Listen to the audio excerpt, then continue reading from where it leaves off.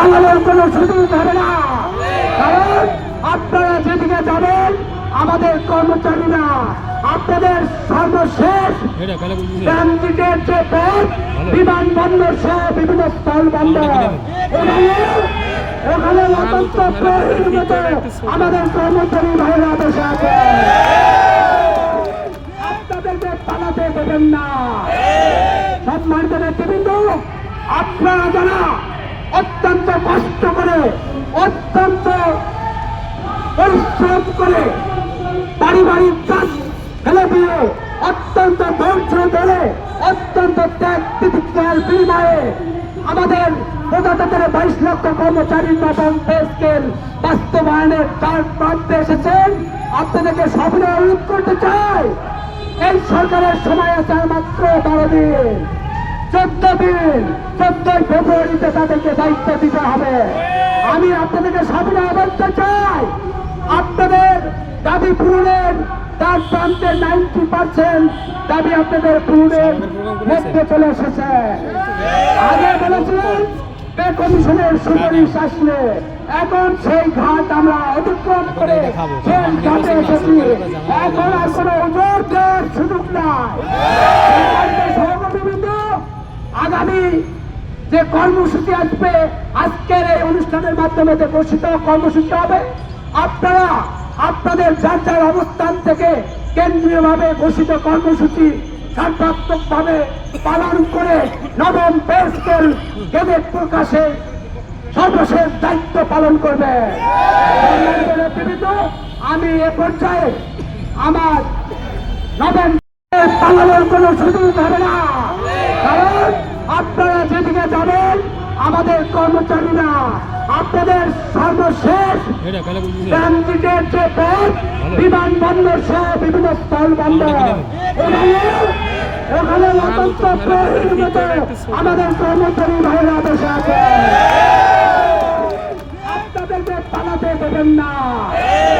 সম্মানিত নেতৃবৃন্দ, আপনারা যারা অত্যন্ত কষ্ট করে অত্যন্ত পরিশ্রম করে পারিবারিক কাজ ফেলে দিয়ে অত্যন্ত ধৈর্য ধরে অত্যন্ত ত্যাগ তিতিক্ষার বিনিময়ে আমাদের প্রজাতন্ত্রের 22 লক্ষ কর্মচারীর নবম পে স্কেল বাস্তবায়নের তার প্রান্তে এসেছেন।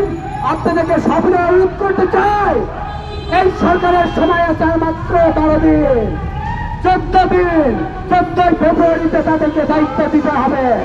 আমি আপনাদেরকে সবাই বলতে চাই, আপনাদের দাবি পূরণের তার প্রান্তে 90% দাবি আপনাদের পূরণের মধ্যে চলে এসেছে।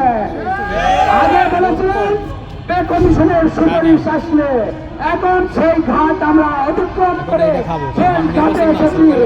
এখন আর কোনো ওজোর দেওয়ার সুযোগ নাই। সহকর্মীবৃন্দ, আগামী যে কর্মসূচি আসবে, আজকের এই অনুষ্ঠানের মাধ্যমে যে ঘোষিত কর্মসূচি হবে, আপনারা আপনাদের যার যার অবস্থান থেকে কেন্দ্রীয়ভাবে ঘোষিত কর্মসূচি সার্বত্রিকভাবে পালন করে নবম পে স্কেল গেজেট প্রকাশে সর্বশেষ দায়িত্ব পালন করবে। আমি এ পর্যায়ে আমার নবম পালনের কোনো সুযোগ হবে না, কারণ আপনারা যেদিকে যাবেন আমাদের কর্মচারীরা আপনাদের সর্বশেষ ট্রানজিটের যে পথ বিমানবন্দর সহ বিভিন্ন স্থল বন্দর ওখানে অত্যন্ত প্রহরীর মতো আমাদের কর্মচারী ভাইরা বসে আছে। আপনাদেরকে পালাতে দেবেন না। সম্মানিত নেতৃবৃন্দ, আপনারা যারা অত্যন্ত কষ্ট করে অত্যন্ত পরিশ্রম করে পারিবারিক কাজ ফেলে দিয়ে অত্যন্ত ধৈর্য ধরে অত্যন্ত ত্যাগ তিতিক্ষার বিনিময়ে আমাদের প্রজাতন্ত্রের 22 লক্ষ কর্মচারীর নবম পে স্কেল বাস্তবায়নের তার প্রান্তে এসেছেন। আপনাদেরকে সবাই অনুরোধ করতে চাই, এই সরকারের সময় আছে আর মাত্র 12 দিন, 14 দিন, 14 ফেব্রুয়ারিতে তাদেরকে দায়িত্ব দিতে হবে।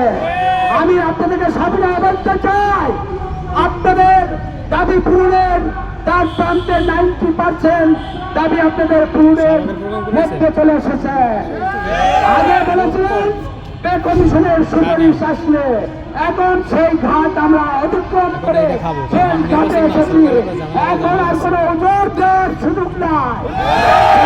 সহকর্মীবৃন্দ, আগামী যে কর্মসূচি আসবে, আজকের এই অনুষ্ঠানের মাধ্যমে যে ঘোষিত কর্মসূচি হবে, আপনারা আপনাদের যার যার অবস্থান থেকে কেন্দ্রীয়ভাবে ঘোষিত কর্মসূচি সার্বত্রিকভাবে পালন করে নবম পে স্কেল গেজেট প্রকাশের সর্বশেষ দায়িত্ব পালন করবে। আমি এ পর্যায়ে আমার নবম